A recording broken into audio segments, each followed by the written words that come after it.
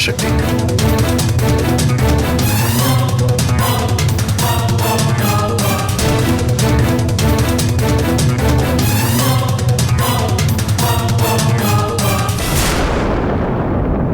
பாத்தீங்களா, ஓடி போன 2 பேரும் ஜோடி போட்டுக்கிட்டு ஒன்னா வராங்க.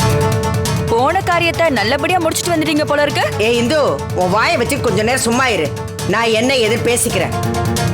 சிவா, என்னம்மா சக்தி, இன்னும் கொஞ்ச நேரத்துல முகூர்த்தம் இருக்குது. அதுக்குள்ள நீங்க 2 பேரும் எங்க போனீங்க?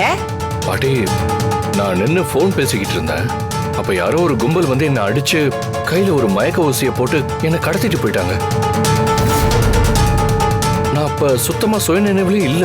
அதுக்கப்புறம் லேசா கண்ணு முழிச்சு பார்த்தப்ப மறுபடியும் யாரோ ஒரு டாக்டர் எனக்கு அதே இன்ஜெக்ஷனை போட்டா.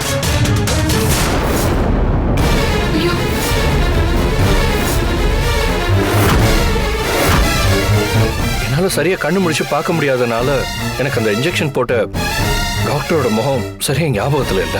அப்புறம் என்னப்பா ஆச்சு? 2வது முறையா எனக்கு இன்ஜெக்ஷன் போட்டதும் நான் மறுபடியும் சுயநினைவை இழந்து மயங்கிட்டேன்.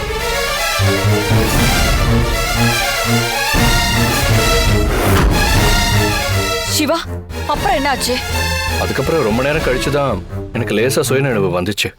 அப்ப என் பக்கத்துல நின்னு யாரோ போன் பேசிக்கிட்டு இருந்தாங்க. சரி, என்ன பேசுறாங்கன்னு முழுசா கேட்கறதுக்காக நான் மயக்கத்துல இருந்த மாதிரி கண்ணு முழிக்காம நடிச்சேன்.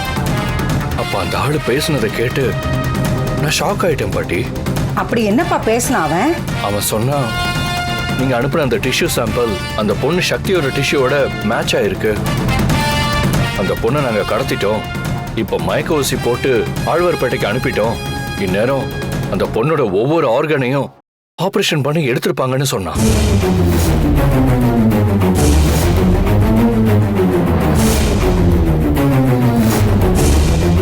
இது ரொம்ப பெரிய டீலுங்கிறதால எல்லாருக்கும் சக்தியோட கிட்னி அனுப்பி அதுல கவனமா இருங்கன்னு போன்ல பேசினான். இதை கேட்டுட்டு டக்குன்னு நான் கண்ணு முழிச்சு பார்த்தா நான் மார்ச்சூரியில இருக்கேன். மார்ச்சூரிலையா? ஐயோ, நீ என்னையா சொல்ற? நீ சொல்றதை கேட்கும்போது என் மனசே பதறுது. என்ன நடந்தது? சக்திக்கு என்ன ஆச்சு? பாட்டி, அது மார்ச்சூரின்னு தெரிஞ்சதும் நான் முதல்ல பயந்துட்டேன் பாட்டி. அப்புறம் சக்தியை எப்படியாவது காப்பாற்றணுங்கிறதுக்காக நான் மயக்கத்துல இருந்து எந்திரிச்சு போன்ல பேசிக்கிட்டு இருந்த அந்த செக்யூரிட்டியை அடிச்சு விசாரிச்சதுக்கு அப்புறம் தான் ஒரு பெரிய ஆர்கன் திருடுற கும்பல் கிட்ட சக்தி மாட்டிக்கிட்டான்னு தெரிய வந்துச்சு.